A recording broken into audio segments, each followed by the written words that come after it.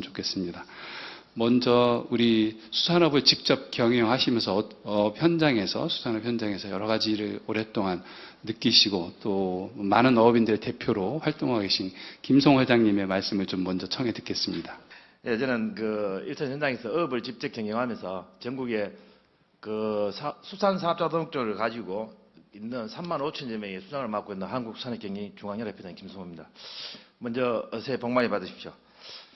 2021년도에 우리 해양수산부의 직접적인 지원을 보면 간접 지원이 상당히 좀 많았습니다. 어업인에 대해서 어촌 뉴딜 300 사업이라든가 어촌 신활력 경기 사업이 지금 새로 시작되고 있다면 21년 말기부터는 마지막 부분부터는 우리 어업인들에 대한 직접적인 지원이 좀 많지 않았나.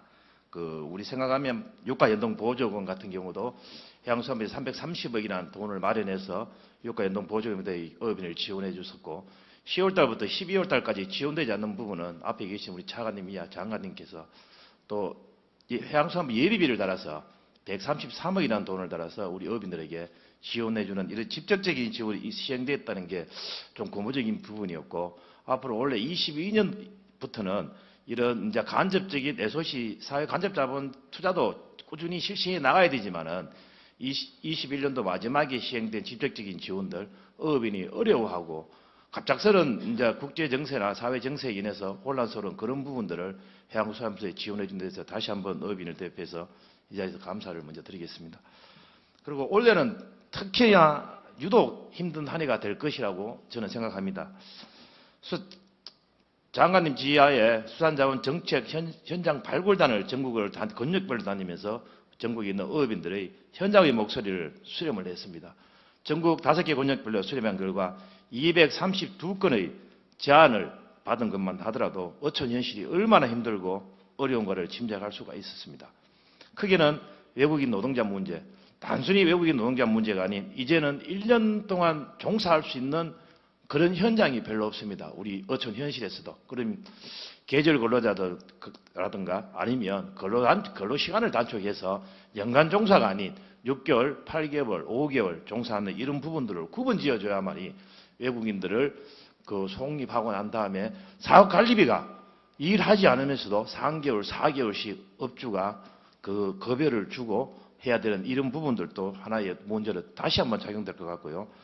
지금 며칠 전에도 우리 언론에 나와 있듯이 동해안에 오징어가 다 사라지고 방어가 급상승해서 잡히는 이런 부분들, 기후변화로 인한 어족자원 변화에 대한 부분들도 지금 우리 케아마에서 지금 하고 있지만, 그리고 해양수산부에서도 있지만, 어업인들은 느끼고 있지만, 우리 케아마이나 해양수산부 자체에서는 아직까지 느끼는 게 별로 없다. 그러면 어업법이라든가 어업인들이 잡고 있는 어종에 대해서도 한 번 더 우리 수산과학자들이라든가 해양수산부에서는 좀 더 예측을 하고 같이 할 수 있는 그런 어법으로 바뀌어 나가야 된다는 것을 좀 말씀드리고, 그리고 좀 전에 말씀하셨듯이 어가 인구 고령화 같은 경우는 지금은 다 나타나고 있지 않습니까? 전국적으로 우리 어촌 소멸되는 게 2030년쯤 되면 한 87%가 소멸된다는 건 벌써 기정사실화 되어 있고 나와 있는 사실이지만 그에 대한 추구하는 정책이 좀 빈약하다. 이런 부분들을 지금 안 그래도 이 윤석열 정부에서 추진하고 있는 이민청 설립에 대해서 이민 같은 경우도 2030 젊은 이민 정책을 받아들여서 저희 어촌에 거주하면서 그들로 인해 아기를 낳았고 아기야 그리고 이주민들을 우리 일부러 우리 공동체로 받아들이는 그런 부분도 하나의 큰 인구 유입 효과의 큰 정책 같다 하는 생각이 들고, 그리고 관세 철폐의 CPTPP 가입, IPEF 등 이런 부분들은 솔직히 우리 어업인들의 큰 부담으로 작용할 수밖에 없습니다. 지금이라 관세가 있어도 대한민국의 어류하고 수산물 중에서는 거진 수입품이 대체하고 있는 상황인데, 만약 CPTPP가 체결이 돼서 관세가 98.9% 한 거의 100% 철폐랑 똑같습니다. 그 100%가 철폐된다면 과연 우리 어업인들은 생존할 수 있을까? 우리 수산어업은 괴멸하지 않을까 하는 전국의 우리 어업인들이 그런 아픔과 고통이 있음에도 불구하고 아직까지 산업통상자원부라든가 이런 부분에서는 정확하게 CPTPP를 체결할 때 어떻게 체결할 것이다. 그리고 생산 보조금이라든가 그리고 이제 지원금 이런 부분들 분명히 정보 공개를 명확하게 해야 됨에도 불구하고 아직까지 그런 부분들을 공개를 하고 있지 않다. 하지만 정부는 계속 추진하고 있다는 데서 앞으로의 우리 어업인들의 또 다른 큰 위임이 있지 않을까 그런 생각도 같습니다. 그리고 특히나 올 4월 달에 진행될 수 있는 안전 문제를 떠나서 소비 격감, 어촌을 괴멸시킬 수 있는 일본 원전 오염수 방출이 진짜 큰 문제입니다. 이 부분은 재작년부터 저희들이 주일 대사관 앞에서 일일 시위도 하고 소비자단체들과 여러 가지 논의도 했지만 그 작년에 소비자단체에서 대국민 여론조사를 냈을 때 그 국민 10명 중 일본 원전 오염수가 방출됐을 때 수산물을 소비를 하겠냐 안 하겠냐에 대한 여론조사가 있었습니다.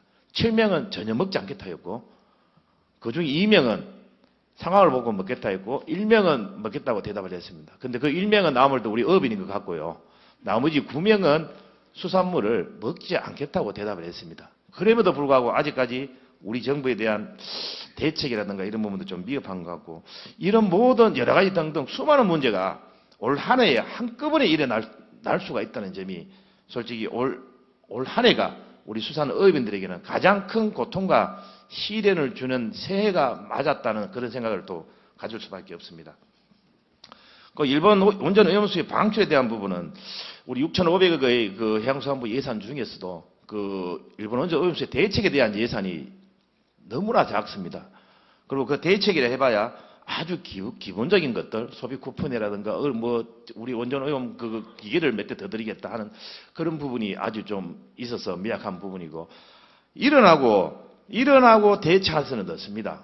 분명히 2011년도에 우리가 당했지 않습니까? 일본 원전이 사고로 인해서 원전이 방출되고 그에 대해서 우리나라에 닥쳐온 시련을 우리 어업인들이 10년간 겪었습니다. 그거를 저희들은 한번 경험한 적이 있습니다. 근데 그 경험을 했음에도 불구하고 일본이 2022년도 4월 달에 방류를 한다고 3년 전부터 공식적으로 밝히고 있는 상황에서 그거를 대처를 하지 않고 예산을 세우지 않고 한다는 것은 솔직히 무능하다고 할 수밖에 없는 상황이 돼서 앞으로 그런 부분들도 조금 더 나가야 될 것이고요. 좀 체계적인 시뮬레이션을 통해서 우리 어업인들에 대한 지원이라든가 실제상 1000분의 1, 10,000분의 1 원전 오염수가 우리나라 연안에서 검치가 되었다, 채취가 되었다. 그런 부분이 일어났을 때 우리 어업인들이 닥쳐올 상황들, 여러 가지 수많은 변수들을 선제적으로 대응을 할 수 있는 그런 체계가 유지되어야 될 것이라고 생각합니다. 그리고 한 가지 아쉬운 것은 국제해양재판소에 우리가 제소를 하던 이런 말도 많이 있지만은 아직까지 우리 정부는 일본에서 오염수를 방류하면 막을 수 있겠다, 막을 수 없다. 이 두 가지도 명확하게 내놓고 있지 않습니다. 막을 수 있다면 막을 수 있는 데 대한 대응을 세우면 될 것이고 우리나라 정부가 일본 원전 오염수에 대해서 막을 수 없을 것이다. 그러면 막을 수 없을 때에 대한 그에 대한 공개적인 여러 가지 부분들을 준비해 나가야 됨에도 불구하고 아직까지 막을 수 있다. 그냥 유감을 표한다. 이 정도의 제출시로 인해서는 아니 되거든요. 그러면 정부에서는 일본 원전 오염수에 대해서 우리가 해양재판소에 제소를 해도 성산이 없다. IAEA에서도 전부 일본을 지지하고 있기 때문에 방출이 불가피하다. 그러면 그에 대한 방출하는 데에서 대책을 세워야 됩니다. 그러면 러시아 같은 경우도 2차 세계대전이 끝나고 홋카이도 위에 사할린 쪽에 지금 일본 원전 방출수 많은 원전 오염수를 일본처럼 알프스 처리 기계를 거치지 않고도 그냥 원액을 갖다 부었습니다. 그런데도 아직까지 바다가 모든 걸 정화해 줬습니다. 우리나라도 원전 국가입니다. 우리나라도 원전을 버립니다. 바다에. 미국도 버립니다. 중국도 버립니다. 호주도 버립니다. 모든 나라에서 원전이 있는 나라에서는 그 원전 오염수를 처리해서 처리수란 명목하에 다 바다에 버리고 있습니다. 그러면 우리나라의 연안에 있는 근해에 있는 우리나라 어류와 우리나라 해초류는 바다수 동식물들은 안전하다. 우리가 여기까지 버려왔으니까. 그런데 아직까지 채취하고 검사했을 때 전혀 그런 부분이 없더라 하고 이런 부분을 홍보를 하든 아니면 적극적으로 일본에 대해 원전 오염수 해상 방류를 막든 두 가지 중에 시뮬레이션을 하나를 정해서 추진해 나가야 될 시점임에도 불구하고 지금 벌써 1월달입니다. 이제 2개월 남았습니다. 방류하고 난 다음에 우왕좌왕할 것은 불을 보듯 뻔합니다. 이런 부분에 대해서 다시 한번 우리 KMI나 앞에 계신 우리 송상근 차관님도 계시지만 해양수산부에서 좀 더 명확한 체제를 갖고 그 일본 정부에 대응해주고 우리 국민들의 대홍보 차원에서도 대응을 한번 해주시기를 다시 한번 부탁드리겠습니다. 그리고 저는 뭐 여러 가지 뭐 자료를 좀 준비해왔습니다만 저는 이 자료보다 앞에서 얘기한 이런 부분들이 우리 원래 수산업에 대한 전망이 분명히 밝지 않다는 이런 부분이고 제가 아무래도 자료해온 거는 뭐 우리 어가 인구 감소와 고령화 이런 건 다 겪었고요. 그리고 또 수산업 공익적 가치 이런 부분들은 제가 아무래도 얼마 전에 우리 차관님 말씀드렸지만 농업 같은 경우는 농업에 대한 공익적 가치를 연구를 6개인가 7개가 나와 있습니다. 나와서 대국민들에게 홍보를 하고 농업 때문에 우리 국민들한테 돌아갈 수 있는 여러 가지 공익적 가치를 홍보를 하고 농업 예산을 확보할 때 그 공익적 가치를 기반으로 해서 예산을 받아옵니다. 그리고 그걸 또 기반으로 해서 공익형 직불금을 또 받아옵니다. 하지만 우리 해양수산부 같은 경우는 급작스럽게 작년부터 우리 쪽에도 공익 직불금이 형성돼서 작년 2월 달부터 받아오고 있습니다. 하지만 아직까지 우리 수산 쪽에서는 수산업의 공익적 가치가 아직 연구 용역이 나와 있지 않습니다. 그래서 원래 2월 달에 이제 3월 달에 해양수산부 공익적 가치 용역이 완성이 된다고 합니다. 빨리 그 용역이 완성이 되어서 그 국민들에 대한 수산업에 대한 공익적 가치를 국민들에게 홍보를 하고 해양수산 예산을 받을 때도 국회에 그 공익적 가치로 해서 예산을 받아야 될 것이고 공익적 직불금 또한 마찬가지로 그 우리 수산업에 대한 공익적 가치를 어업인들이 국민들에게 제공하고 있는 그 부분들의 공익적 가치에 대한 부분들 저희들도 예산에 편성할 수 있도록 우리 해양수산부에 좀 부탁을 드리겠습니다.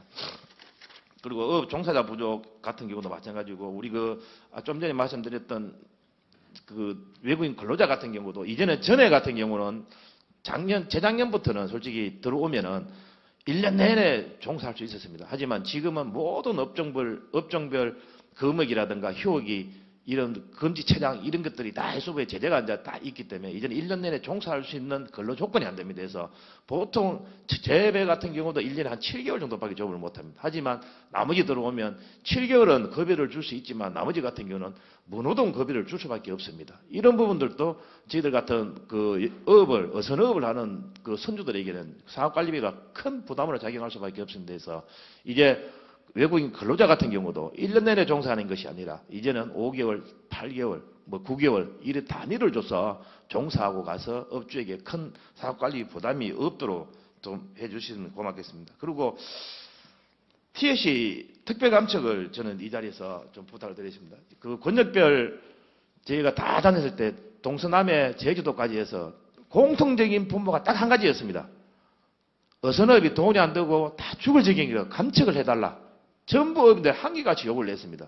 저희들 99년도에 보면 그 일본 어업 협상을 하지 않고 했기 때문에 거기에 국제감척을 실시한 바 있습니다. 그 당시에 제가 정확한 금액은 모르겠습니다만 인터넷에 찾아본 결과 자료에 의하면 그 당시에 1조 700억 정도가 국제감척에 포함되었습니다. 그래서 우리나라 어선도 6만 5천 척인 것들이 지금 한 4만 척으로 한 2만여 척이 지금은 줄어들었습니다. 그럼에도 배가 많이 있습니다. 그래서 지금 우리 어촌 뉴딜이나 그 신한력 사업 같은 경우는 SOC 간접 자본 우리 다 짓고 농어촌에 대한 뭐 기반 사업을 해주고 있지만 업에 대한 직접적인 그 지원 사업은 아니었습니다. 그러면 지금 해양수산부에서 지향하고 있는 어족자원 보호와 어업인 보호가 같이 가려면 감책이 절대적으로 필요합니다. 그래서 해서 이제는 99년도에 1조 700억을 만들었듯이 지금 해양수산부의 1년 예산이 1,200억 잡혀 있습니다. 감책 예산이. 그러면 1년에 100척밖에 감책할 수가 없습니다. 그런데 우리나라의 현재 어촌에 있는 배는 4만여 척이 넘고요. 업종이 48개 업종이 있습니다. 그 업종별로 전부 한 고기를 잡으려고 전부 분쟁을 하고 업이 다투고 있는 실정입니다. 그래서 이런 부분에 대해서 이제는 우리도 어선 감척 사업도 1,300억, 1,200억이 아닌 중장기적인 계획 단위를 세워서 어촌 신한력 재생 사업처럼 한 1조에서 3조 정도를 세워서 진정 노르웨이가 4만 척에서 8천 척으로 배를 줄였습니다. 그 줄일 때는 정부의 수많은 예산이 수반되었을 겁니다. 그런데 지금 그 8천 척 갖고는 업이 아주 잘 돌아가고 있고 어업인들도 충분한 그에 대해 경제적인 효과를 누리고 있고 어족 자원도 충분히 확보를 할 수 있었습니다. 그리고 우리 노르웨이 어업 선진국 노르웨이를 비교를 하면서 봤을 때 노르웨이가 4만 척에서 8,000척으로 줄일 때에 그 예산 들어간 걸 얘기하지 않거든요. 그리고 이 자리에서라도 우리도 이제 여러 가지 이제 사업도 좋지만은 어촌의 어선의 포화 상태다. 그리고 이 포화 상태를 줄일 수 있는 어선 감척 사업을 중장기적으로 1조에서 한 3조 정도 마선에서 추진해야 된다는 것을 이 자리에서 좀 말씀드리고요. 그리고 우리 한 가지만 더 여러 개가 있는데 한 가지만 더 말씀드리겠습니다. 지금 우리 그 양식업자들이 전기요금 인상에 대해서 지금 큰일 났습니다. 지금 뭐냐면 농사용전기를 쓰고 있는데 한꺼번에 37% 가까이 올랐습니다. 그게 뭐냐면 우리 그 제주도의 광어 양식 어가를 얘기한다 하면 1년에 한 중간쯤 크게 되는 이 광어 양식인데 1년에 전기료를 한 2억 냅니다. 2억 내는데 한꺼번에 37%가량이 올랐습니다. 그러면 한 7천만 원 가까이 올랐습니다. 그러면 그 어가가 7천만 원에 대한 전기세를 납부를 하면 또 사료값도 올라갑니다. 인건비도 올라갑니다. 그래 되면 37%만 올라가는 게 이거 그건 45%, 50%가 사업관리비가 올라가 버립니다. 과연 그 양식 어가들이 살아남을까요? 그런데 우리 정부가 추진하고 있는 에너지 자립형 스마트 양식에 대한 이 부분에 답을 찾을 수가 있습니다. 그런데 이 답을 찾기에는 현실이 너무 어렵습니다. 주거지역과 그 축양장에 대한 거리라든가 여러 가지 제재가 있어서 지금 우리 농가가 아니 축산업들은 정부에서 우리 정부 조치법처럼 해서 축산농가에 에너지 자립형 스마트 태양광 설치할 수 있도록 100% 다 해줬습니다. 무가 건물도 허가를 내줘서 그 위에 놓게끔 다 만들어줬습니다.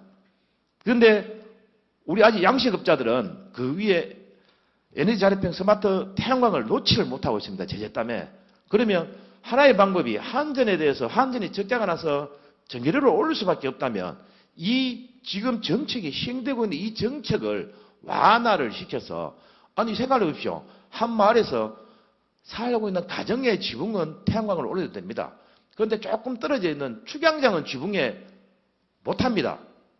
이런 법들을 조금만 개선하고 수정하게 되면 그쪽에 예를 들면 에너지 자립형 태양광을 시설한다면 우리 양식 어가들도 충분히 이 한전에서 올린 전기요금만큼의 수급 효과가 있지 않겠나 이런 부분들을 해서 조금만 더 해주시기를 부탁드리면서 아무튼 이번에 우리 행사부에서 수산물 소비 쿠폰을 지금 발행해서 여러 가지 수산물 소비에 대해서 지금 아주 국민들한테 좋은 반응을 갖고 있습니다. 그런데 여기 한 가지 좀 저희들이 저는 그 정책을 100% 찬성하고 100% 합니다. 한 가지 아쉬운 거는 이전에 조금 전환을 좀 해야 될 부분이 뭐냐면 이걸 시행을 하니까 이익을 보는 거는 대형 기업이라는 거죠. 실제상으로 한 우리 어업인들이 있으며 어업인들이 소형 그 SNS를 가지고 판매를 하고 수협도 판매하고 다 하고 있지만 지금 우리 해양수산부에서 지급하고 소비 쿠폰을 해주는 데는 전부 다 여러 가지 시방세의 제재가 있겠죠. 거기에서 낙찰받을 수 있는 것들은 대형 SNS밖에 없습니다. 그래서 그런 한쪽에 대한 부분들이 갑자기 이런 소비 쿠폰이 판매될 때는 딴 데는 다 죽어버리고 그 대형 업체만 다 찾게 됩니다. 그래서 이런 부분들이 솔림 현상이 있으니까 아주 해양수산부에서 그 수산물 소비에 대해 정책의 방향은 맞고 다 좋지만 시행하는데 약간의 문제가 있다. 그러면 이런 부분들을 예를 들면 전 어업인들하고 했을 때 이제 택배 지원 사업이라든가 어느 정도의 그런 부분을 같이 해서 소비자들이 수산물을 구매를 할 때 특정 대형 유통업체가 아닌 작은 우리 유통업체에서도 우리 수산물을 다 같이 구매할 수, 소비할 수 있도록 그런 부분들의 정책이 약간의 좀 변형이 있었으면 한다 하는 부분들을 이 자리에서 말씀드리고요. 앞으로 특히나 올해가 좀 어려울 것 같지만은 우리 그 해양수산부에서도 그 장관님 이하 우리 현장 발굴단에 권역별 발굴단에 대해서 230여 개를 규합하고 그거를 우리가 건관을 장관님께 드렸듯이 올해 한 해부터라도 우리 현장과 함께하고 현장에서 정책을 찾고 현장 어민들과 함께하고 현장 어민들이 목소리를 듣고 정책 방향을 잡아주시고 같이 할 수 있는 해양수산부로 2023년은 거듭났으면 하는 바람으로 이상으로 마치겠습니다. 고맙습니다.